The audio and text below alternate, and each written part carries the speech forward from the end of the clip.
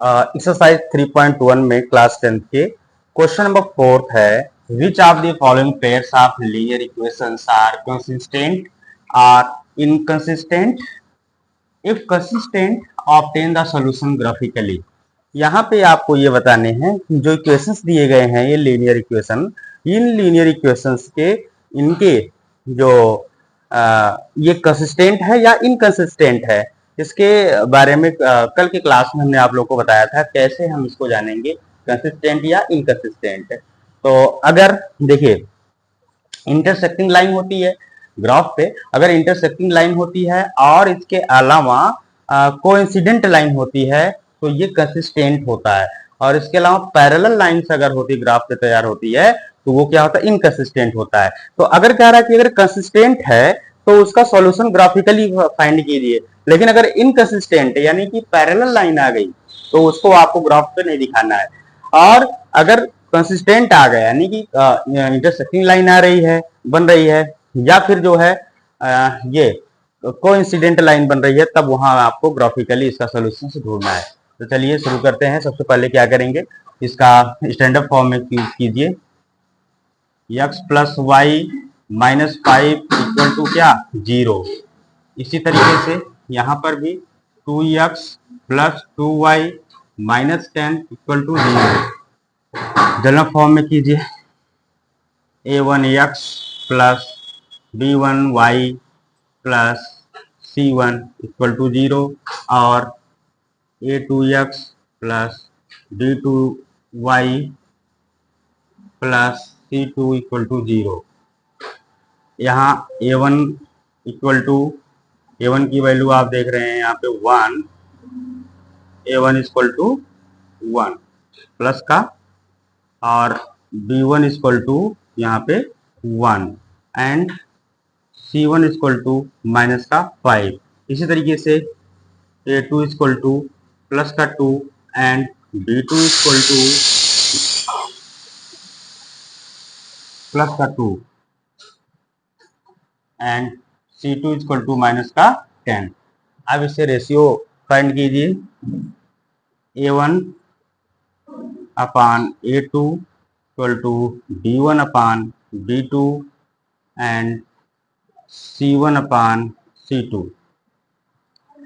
तो यहां से आप a1 की वैल्यू क्या है देखिए 1 एंड a2 की वैल्यू 2, b1 की वैल्यू 1, b2 की वैल्यू 2, ये दोनों इक्वल हो गया। थर्ड c1 की वैल्यू माइनस का 5 एंड c2 की वैल्यू माइनस का 10, 1/2 इक्वल टू 1/2, और यहाँ पे माइनस माइनस प्लस हो जाएगा, 5 1 जा 5, 5 2 जा 10 equal to 1/2।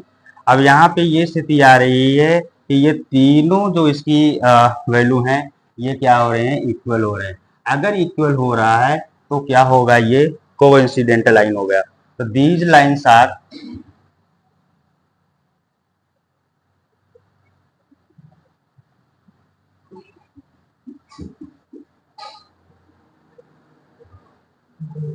coincident, therefore x can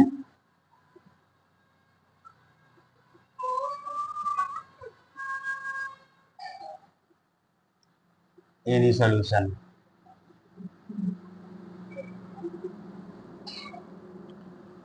तो चलिए अब इसके हम क्या करेंगे, अब ये जो आपके पास इक्वेशंस है, इन इक्वेशंस के साथ यहाँ पे x या y की वैल्यू पुट करके दूसरी वैल्यू निकाल लेते हैं, और इस तरह से आपका कोऑर्डिनेट मिलेगा और उससे फिर आप ग्राफ पे दिखाइए। तो फर्स्ट आप जो है लेते हैं x plus y, x plus y equal to क्या है 5, ये तो x plus y equal to 5, यहाँ पे y यही रहने दीजिए 5 और x इधर आएगा माइनस का 5। अब यहाँ पे हम x इधर आएगा तो ये माइनस का x की वैल्यू मान लीजिए आपने पुट किया 5, तो y इक्वल टू क्या आ गया 5 माइनस 5 इक्वल टू 0। तो एक कोऑर्डिनेट आया आपका 5, 0। इसी तरीके से x की वैल्यू आपने 0 पुट किया तो क्या हो गया y इक्वल टू 5 माइनस 0, तो y की वैल्यू क्या आ गया 5 आ गया। तो 0, 5 ये क्या आ गया। 0,5। अब इसी तरीके से जब हम इसे ग्राफ पे दिखाते हैं,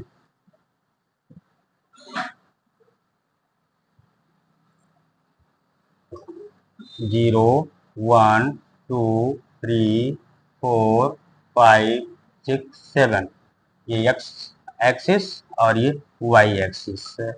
1, 2, 3, 4, 5, 6, 7, 8। तो आप ये दिखाए पहले, यक्स की वैल्यू 5, वाई 0, यक्स पे ये यक्स पे आ गया ये 5 और वाई पर 0, वाई पर 0, तो मतलब ये, और दूसरा यक्स पर 0, वाई पर 5, यक्स पर 0 और वाई पर 5, ये, तो ये आ गया क्या 0,5 और ये 5,0, और इस लाइन को आप जो है मिला दीजिए, तो ये लाइन आपकी इस तरीके से। अब यहाँ पे इसी तरीके से आप दूसरा जो इक्वेशन है, ये 2x plus 2y equal to 10, यहाँ आप देख रहे हैं दोनों में 2 कॉमन है, कॉमन ले लीजिए, 2x plus y equal to 10, 2 इधर आकर डिवाइड हो जाएगा, 5 हो जाएगा, तो x plus y equal to आ गया 5। यहाँ आप देखिए ये दोनों इक्वेशंस क्या है, सेम है। अगर दोनों इक्वेशन सेम है, इन्फिनाइटली मेनी सोल्यूशन, क्योंकि जब सेम है तो इसकी भी जो सोल्यूशन आएगा इसी पर, ये जो लाइन आएगी इसी लाइन पर आएगी, क्योंकि कोइंसिडेंट, ये कोइंसिडेंट लाइन थी। जब कोइंसिडेंट लाइन थी तो यहाँ पे आप देखेंगे कि ये जो लाइन आएगी इसी पर आएगी और उसके मेनी सोल्यूशंस फाइंड हो सकते हैं। तो आप यहाँ राइट कर सकते हैं, therefore infinitely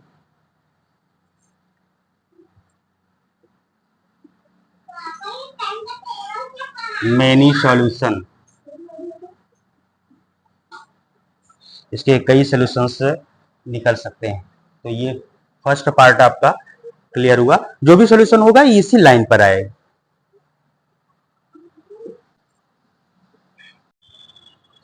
इसका सेकंड पार्ट है x minus y equal to 8 and 3x minus 3y equal to 16।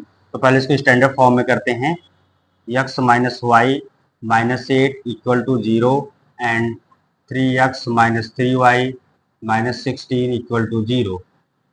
अब इसका जनरल फॉर्म में a1x plus b1y plus c1 equal to 0, a2x plus b2y plus c2 equal to 0। a1 equal to यहाँ पे 1 है, 1, b1 equal to यहाँ भी 1 है तो -1, c1 इक्वल टू माइनस का 8, a2 इसी तरीके से a2 इक्वल टू प्लस का 3 and b2 equal to minus का 3 and c2 equal to minus का 16। कंपेयर कीजिए, a1 upon a2, b1 upon b2, c1 upon c2। a1 क्या है 1, a2 क्या है 3, b1 माइनस का 1, b2 माइनस का 3, c1 माइनस का 8 एंड c2 माइनस का 16। 1/3 minus minus plus, 1/3 minus minus plus, 8 1 जा 8, 8 2 जा 16, 1/2। तो ये इक्वल नहीं है, यानी कि a1 upon a2 equal to b1 upon b2 but not equal to c1 upon c2। अगर ये स्थिति आती है तो वहां पे पैरेलल लाइन होती है, पैरेलल लाइन, और पैरेलल लाइन होगी तो इसके नो सॉल्यूशन होगा, और नो सॉल्यूशन हुआ तो ये इनकंसिस्टेंट हुआ, इनकंसिस्टेंट।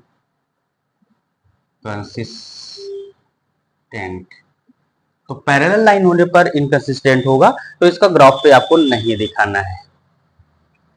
कंसिस्टेंट, ओनली कंसिस्टेंट होने पर ही आप इसको ग्राफिकली सॉल्यूशन फाइंड कर सकते हैं।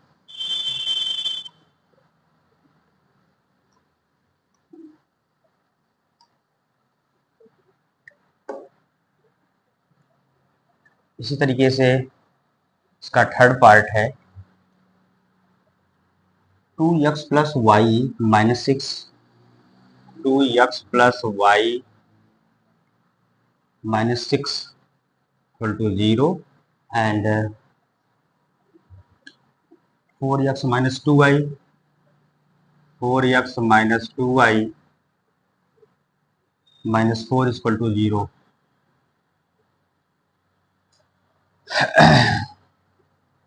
a1x plus b2y plus d1y plus c1 is equal to 0 and a2x plus b2y plus c2 is equal to 0.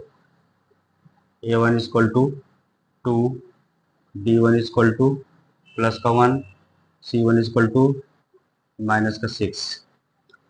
इसी तरह से a2 is equal to plus का 4, b2 is equal to minus का 2 and c2 is equal to minus का 4।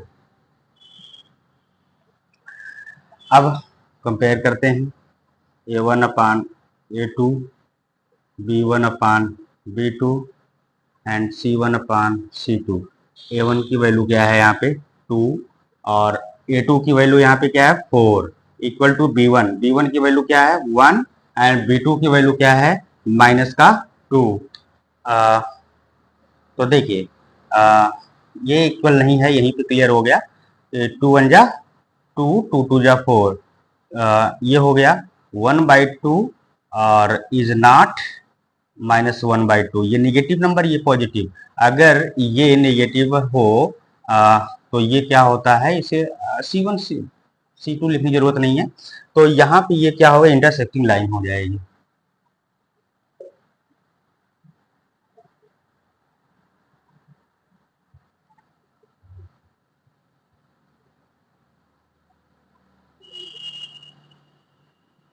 और intersecting line होने पर इसके सॉल्यूशन कितने होंगे, यूनिक सॉल्यूशन,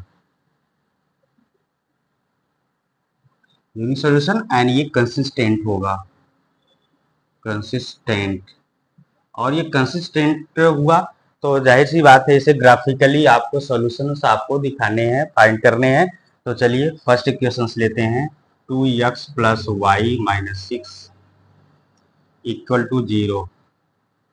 तो y यहीं रहने दीजिए, माइनस का 6 इधर जाकर के क्या हो जाएगा प्लस का 6, 2x प्लस का माइनस 2x हो जाएगा। अब यहाँ हम x की वैल्यू पुट करते हैं। मान लीजिए आपने x की वैल्यू पुट किया 0, x इक्वल टू 0, तो y equal to 6 minus 2 into 0। ठीक, तो y की वैल्यू क्या होगी 2 इंटू 0 0 हो गया 6। तो ये कोऑर्डिनेट आपको मिला क्या 0 एंड 6। इसी तरीके से x की वैल्यू मान लीजिए आपने पुट किया 0 के बाद 6 पुट किया, तो y equal to 6 minus 2, x की वैल्यू आपने 6 पुट किया, तो y इक्वल टू ये है y equal to 6 minus 2 into x into x. तो x की वैल्यू आपने 6 पुट किया है, तो 6 टू 12, तो नहीं 6 ना पुट करिए यहाँ पे यार,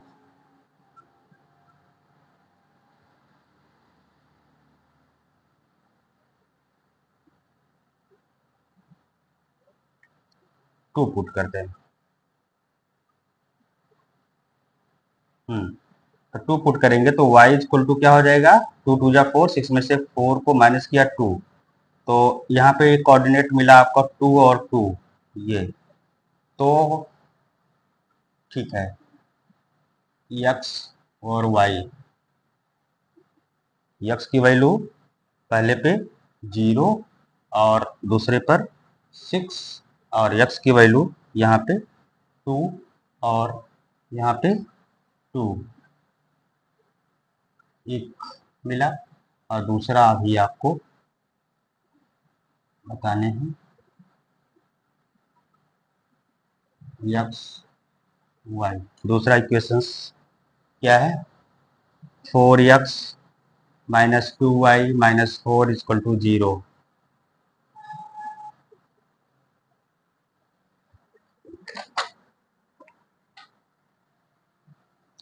4x इधर रहने देते हैं, प्लस का 4x है, 4x और 4x इधर है, इधर आ जाएगा, माइनस का 4 इधर आकर प्लस का 4 हो जाएगा, माइनस 2y आकर प्लस का 2y हो जाएगा। अब यहाँ पे y की वैल्यू पुट करते हैं 2। मान लीजिए y इक्वल टू 2 पुट कर दिया।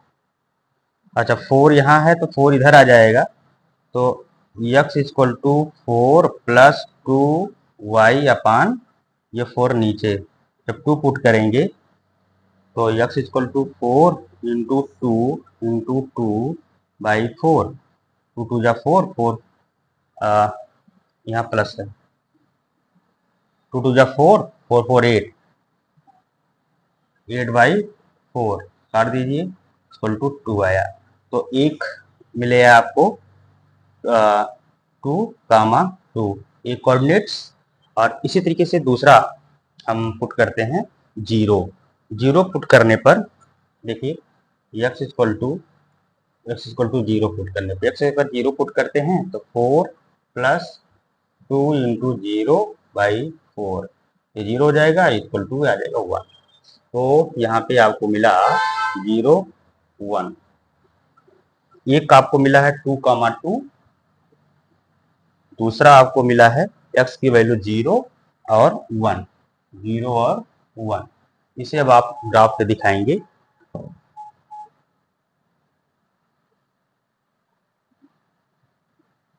ये x एक्सिस है और ये y एक्सिस है। 1 2 3 4 5 6 7 8, 1 2 3 4 5 6 7 एंड 8, ये 0। सबसे पहले आप ये दिखाइए x की value 0, x equal to 0, x पे आप 0 और y पर 6, y पर 6, ये रहा 0 और 6। इसी तरह x पे 2, y पर 2, तो ये रहा, और इसे आप मिलाएंगे, ये एक लाइन ही। और इसी तरीके से दूसरा x पे 2 और y पर 2, तो यही रहा 2 कामा 2, और x पे 0, y पर 1, ये रहा।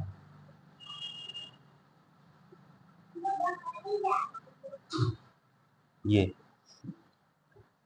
तो ये आप देखो इंटरसेक्टिंग कहाँ हो रही है, ये इंटरसेक्ट कर रही है 2 कामा 2 पर। यहाँ पे देखिए लगभग 2 और ये 2, तो आपका x equal to 2 and y equal to 2। तो मतलब आपका सॉल्यूशन आपका यही हुआ, x की वैल्यू 2 एंड y की वैल्यू 2, सॉल्यूशन हो गया। इसी तरह से इसका फोर्थ पार्ट है फोर्थ पार्ट है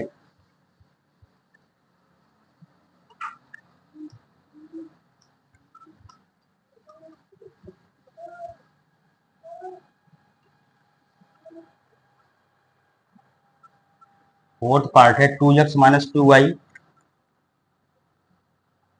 2x minus 2y minus 4 equal to 0। और इसका दूसरा पार्ट है 4x minus 4y, 4x minus 4y minus 5 equal to 0। तो यहाँ पे a1x plus b1y plus c1 equal to 0, a2x plus b2y plus c2 equal to 0, a1 equal to 2, D1 equal to minus का 2, C1 equal to minus का 4, इसी तरह से A2 equal to 4 and B2 equal to minus का 4 and C2 equal to minus का 5। Compare करेंगे A1 upon A2 equal to B1 upon B2 and पहले दो क्वांटिटी देखते हैं। A1 क्या है 2 बाई A2 4 है। B1 क्या है माइनस का 2, B2 क्या है माइनस का 4। दोनों सेम है तो equal to C1 by C2। तो C1 क्या है माइनस का 4 एंड C2 क्या है माइनस का 5। तो यहाँ देखिए 2 1 जा 2, 2 2 जा 4, 1 by 2 equal to minus minus plus हो जाएगा। 2 1 जा 2, 2 जा 4, 1 बाई 2 एंड ये कटेगा नहीं और माइनस माइनस प्लस हो जाएगा इक्वल टू 4 बाई 5। तो ये इक्वल लास्ट का पार्ट C1 बाई C2 नहीं है। तो इसका मतलब ये इक्वल नहीं है। ये इक्वल अगर नहीं है तो ये जब कंडीशन आती है तो इसका मतलब ये जो लाइन होती है वो क्या होती है पैरेलल होती है। और जो पैरेलल लाइन होती है तो वो इसके कोई सोल्यूशन नहीं होता है नंबर 1, और वो क्या होती है इनकंसिस्टेंट होती है। पैरेलल लाइन हुआ, पैरेलल लाइन होने पर इसके नो सॉल्यूशन। अगर नो सॉल्यूशन हुआ तो ये क्या होगा इनकंसिस्टेंट। इनकंसिस्टेंट और इनकंसिस्टेंट हुआ कंसिस्टेंट। तो जाहिर सी बात है इसको आप ग्राफ पे नहीं दिखाएंगे, तो ग्राफ पे सॉल्यूशन नहीं फाइंड, क्योंकि सॉल्यूशन इसका निकले ही नहीं, नो सॉल्यूशन है। तो ये आपका समाप्त हुआ क्वेश्चन नंबर 4।